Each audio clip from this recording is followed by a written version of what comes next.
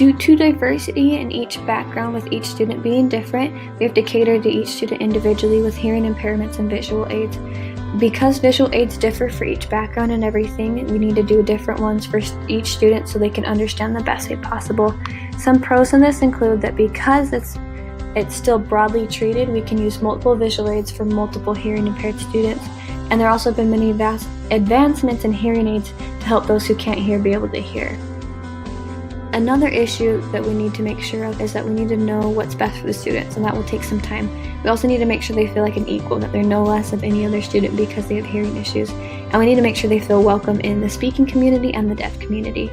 But overall, what we need to do is what works best for the student, regardless of whether some results work better for some or some don't. We need to do what helps them the most. And above listed are some great resources we can use to help us find which works best for each student. It can be hard to know how to help someone if you don't know them very well. John 10:27 says, "My sheep hear my voice, and I know them, and they follow me." Spend time getting to know the students and their learning style. This will help teachers understand their students and know how to best help them. In a previous assignment, we were to watch a movie. I chose to watch The Blind Side, and at the beginning of the movie, they thought that they knew Mike. But once they took the time to get to know him, they were able to understand his background and teach to his needs, which allowed him to progress. And we can do the same thing for our students if we just take that amount of time to get to know them and to help them in any way that they need it. One of the solutions that we came up with was to have the deaf or hearing impaired student working with a note-taking study buddy or learning partner. The struggling student will have the assistance in understanding the material, and also it helps build an inclusive attitude in the classroom. This solution must be implemented carefully because there's potential for the students to struggle. For the special needs students, there might be feelings of self-consciousness or feelings of being different from the other students.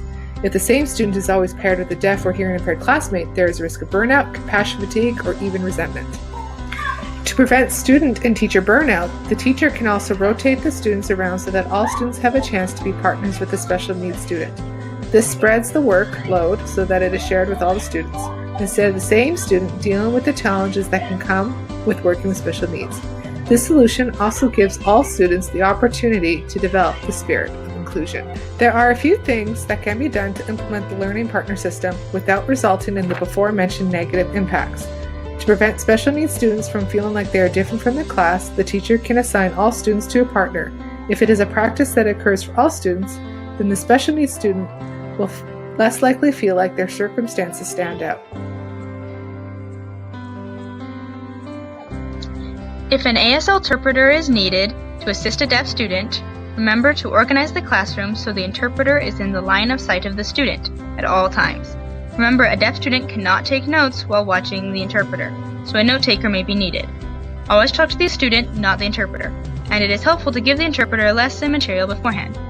The pamphlet Sign Language Interpreters in the Classroom, put out by the National Deaf Center, has lots of other helpful information.